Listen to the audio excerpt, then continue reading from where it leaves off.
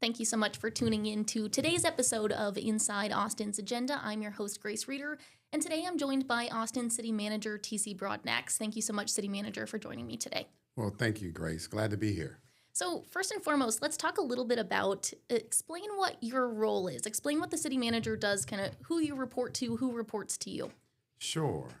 So in government, unlike the private sector, where they have a chief executive officer and a board, I am the chief executive officer for the local government, and the city council. The mayor and city council serve as the board. And so I work at their pleasure to run the day-to-day operations of a city. All the departments are underneath my command and control. And basically, I work with them to ensure that we provide services to the residents that they expect in the city. You have now been in this role for a little bit more than a year. Talk about lessons learned for you so far. Well, it's been quite a journey, I will tell you. I've learned, one, as much as I possibly could in a year about this city. Learned quite a bit about the people that actually do the work inside our local government. And so it's been a great experience. Met a lot of individuals in neighborhoods, organizations, businesses to just get my feel for the city of Austin. And so this year has been quite full of just learning. I think trying to get my arms around all the services that we provide, how well we provide them, where we're coming up short and where we can improve. And so I've spent this year just learning and adjusting to being in a different big city. Obviously, I come from Dallas. Austin's a little bit different, but I've enjoyed my time here, and I think not a day has gone by that I hadn't learned anything new. Talk about those differences between Dallas and Austin. Well, I'd hate to say traffic because I think traffic is pretty similar, a little different on 35 than the many highways that we have running throughout Dallas. I think just the landscape itself, meaning I think Austin is much more, I'd say, picturesque when it comes to the trees and the hills. And we're proud of that. Yeah, definitely, definitely. I think just the music and entertainment is a little different here, and for me, the people. All Texans, but there's not been a person that I have not met that has not welcomed me and just been excited about me being here in Austin. So we're very proud as a family to be here. And I just say, just the council and working with this council and the way that the community engages with the council as well as my team, the level of respect I think that comes across every time I hear someone up talking about something that they either desire and or are even unhappy with. There's just always a spirit of we can find a way to get there, and not a lot of blame and not a lot of consternation, but just really wanting us to be better together and worry about all of us here in Austin. So I've just enjoyed my time here. You did a luncheon about a month ago talking about your first year, and you talked about Austin's proximity to the Capitol and the pressure that puts on you all when you're making these policy changes. Talk a little bit about what you meant by that. I think you actually used the phrase "close to the fire." Yes, I think being 3 hours away in Dallas, whether it's the policies and or the approaches we take, those things take and have ripple effects until they may be known by people outside of the Metroplex. Obviously here in Austin, being the state capital, with so many eyes on what the city does, particularly as you have legislators that either live here and or are coming here for during their session timelines. Everything that they experience, they really attribute to the leadership in this city. And so that's what I meant by being close to the fire, as in we're managing with more elected officials on any given day than any other city has to deal with. And those things, as they're making policy and proposing changes to what local governments can do or cannot do, those things are very sensitive. And so it is a little different being here, ensuring that we're managing not just for our residents, but for the other elected officials that happen to be in the city at this time, to ensure that there are no issues that might come up that could cause us any negative, aspects as it relates to what we do on a day-to-day basis. So as the state wraps up their regular legislative session, can you talk about how your Intergovernmental Relations Office did this go around and what this first session was like for you?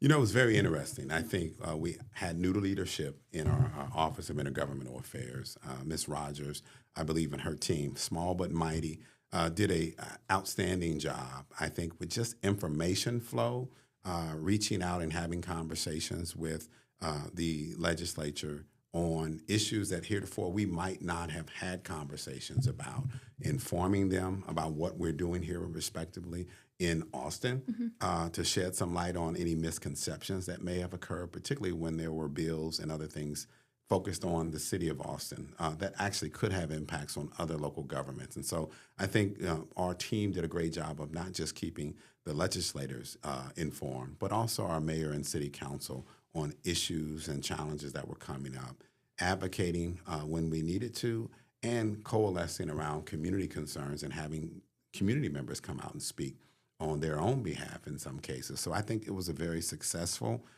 legislative session. We've got a few things that we were targeting to do, like helping shore up our pension system and our fire pension system, I think got over the threshold and had the governor's approval, and then just educating people on the big picture issues that I think many of the legislative folk were concerned about this year that primarily may have been a focal point for them here in Austin. Is there anything moving forward that did pass that you all are expecting will impact the city a great deal? Well, there were 370 some odd bills that were passed. We are going through the process now, our team, whether legal and or our respective departments, and analyzing the impacts of those bills. We'll be sharing the full details of the changes we'll need to make, modifications to our code, or anything else with our city council probably in the next month or two as we go through that for any of those bills, particularly that start and begin being active September 1st. And so we're going through that process now with our team. It takes a little bit of time when does. there's that many bills. Last time I talked to you, we chatted about your goals for your first 100 days. Those included hiring a police chief, getting a contract with the Austin Police Association.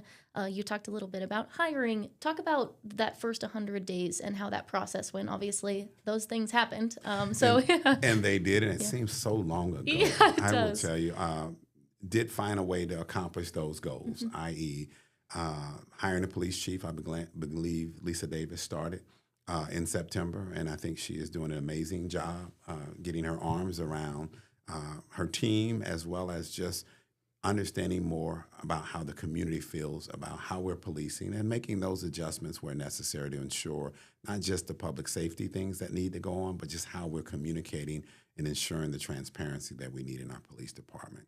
I think after a year and a half to two of starts and stops on the police contract, that was approved last fall at a 90% approval rate with our city council, as well as 90% approval by the association as it relates to what was in that contract. So I'm feeling good about that. I think we're on the right path to healing and improving that relationship and doing the things and instituting a lot of the things that the city council heretofore had not been able to institute because there wasn't. And a few people retire, and so I made some appointments at the assistant city manager level as well as the director level. And so, as I've said to people, I feel like the team, at least where we are today, is in place for us to execute on many of the things that the city council and the residents expect.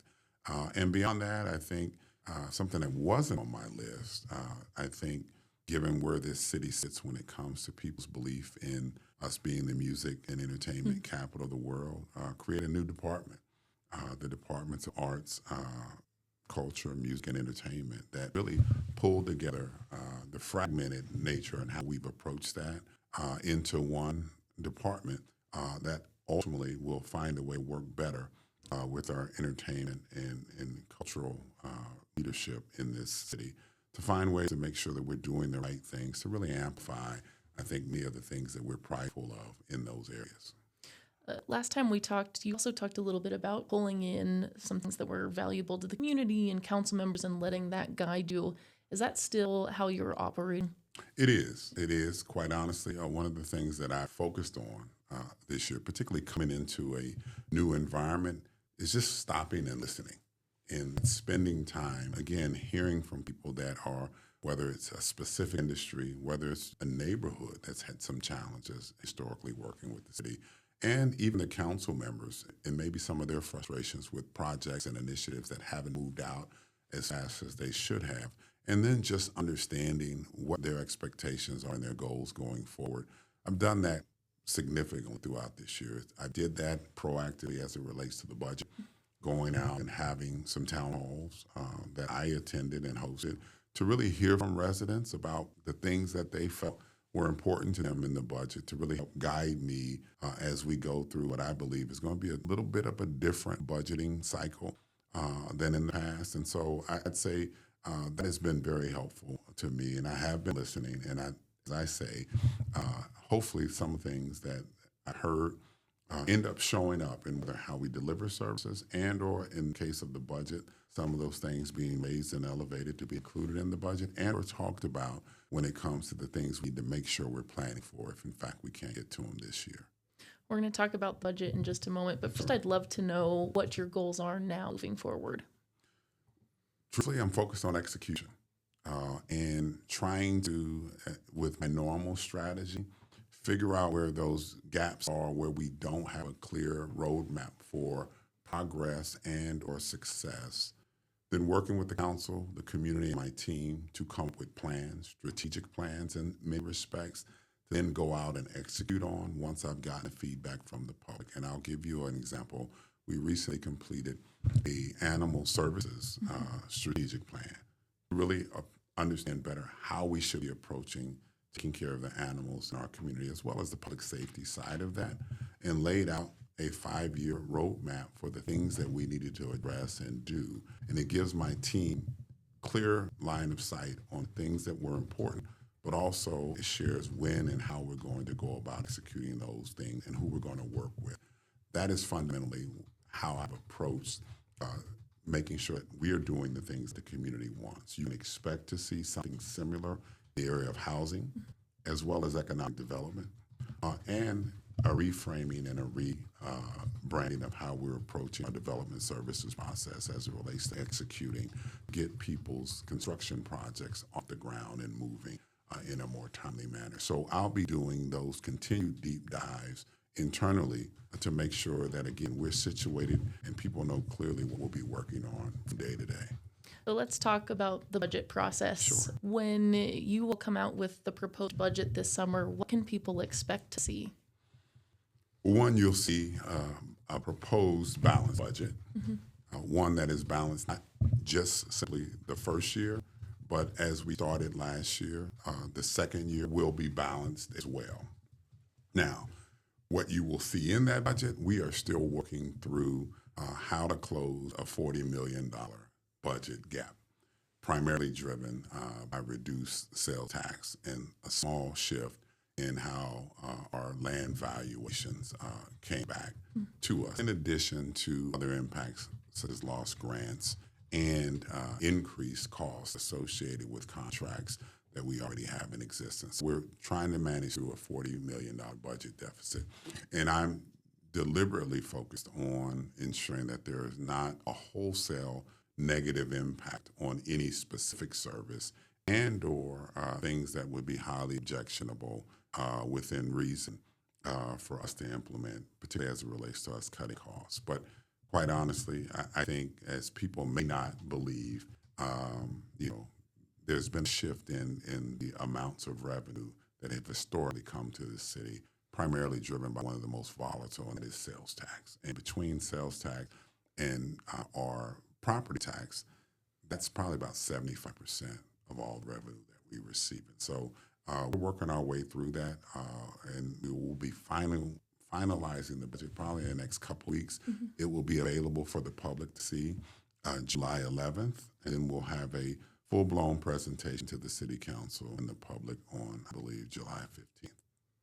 So talk about that process moving forward, right? We always see City Council weighs in and adds and subtracts things. There will be town halls with the community. Can you walk through, for people who have not been involved in that process previously, what it's going to look like? Sure. And so a little different from the past, we'll actually be releasing it 4 days before we actually share it. So we'll give the media as well as the public time to go through that budget and kind of get their arms around it just a little bit. Then we'll provide some finer details the following Tuesday. Then subsequent to that, I think council is already, and if you haven't gone to any of their social media sites or their websites, they have already laid out when their actual district budget town halls will be, and we'll publish that very shortly if it's not already out there. You'll have those over the 3 or 4 week period. During that in-meeting time from June 15th or July 15th through August 13th, traditionally every Tuesday is dedicated as a budget work session. So council members as well as our staff will be providing more insight and more detailed information on any of the things that are in the budget as the council may desire more focus on and or the things we need to lay out around just making sure the public knows what's in the budget. That will happen over about a 3.5 to 4 week period. It is hopeful that council will look to adopt the budget on August 13th, I believe. But we have the 13th of August, the 14th, and the 15th on our schedule, just in case they want to talk about it. But Mayor Watson runs a tight ship, so. And we are hopeful that they will like what they see in the budget, and they will adopt it on the 13th.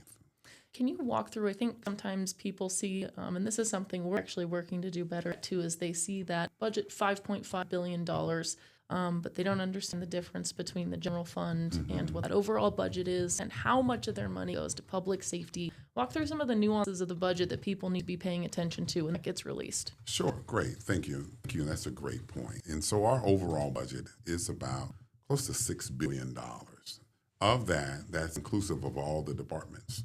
Where we tend to focus and where people really dial in is the part of our budget that has the property taxes in it. Now, understanding that $5.6 billion includes Austin Energy, the water department, the airport, and other big enterprise funds, which have their own revenue sources. But the general fund, which is about $1.4 to $1.5 billion, is comprised of where all the normal traditional departments are: police, fire, EMS, libraries, parks, and others that people traditionally associate with a city, like other cities. And so that money that is, and the expenses associated with it are supported by taxes. And we talk about that quite a bit because, people get confused, as you said. But one of the points back to people understanding where their resources go and what's important to them. And public safety is a big one between police, fire, and EMS. And so to make a finer point on where our revenue goes, I try to, and I think I've shared this before, that if you look at the expenses associated with police, fire, EMS, and forensics, which is our public safety piece, it consumes the cost of those 4 entities alone, take up and expend 100% of all of our property taxes, period. And about 75% of all the sales tax money that we get, clearly. And so the other 25% of the sales tax and then the other 25% of all the other miscellaneous fees support everything else we do from, libraries, parks, all those other types of things. And so when people ask, well, are you sure you're spending our dollars the way we need to as I'm sending it to you? I would have to say yes, because they all go to the things that are the most important in many people's mind, and that's police, fire, and EMS. And so that's really the brunt of the conversation. And so council spends a lot of time trying to figure out, as those 4 areas make up about 65% of all our expenses, where we're going to find revenues to support all the things that make Austin the place that people want to come. So in talking about that, I hear more from people that they're pointing to Austin's tax rate, even though it makes up about 25% of what their actual property tax bill is. Most of your money goes to the school district, but Austin's got about 25% of it. So when you all release the tax rate this year, sort of what can people expect? I think it'll be about the same, unless, in fact, there is an election that would happen that would allow it to grow higher. I think those percentages will all typically be the same, whether it's the school district's portion, the county's portion, the community college's portion, the health service district's portion, and then the cities. I think it'll remain about 25% of the overall tax bill. And I think that's the part I think cities have the biggest struggle with.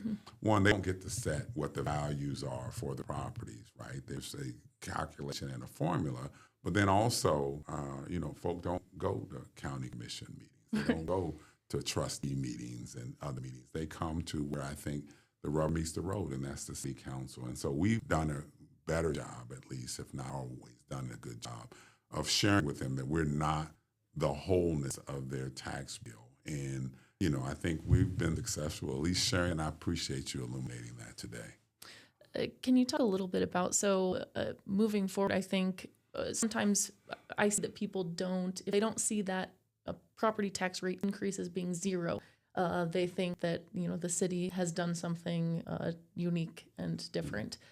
To make that zero, how many services would you have to cut? What would the city look like if that property tax rate increase was to be zero?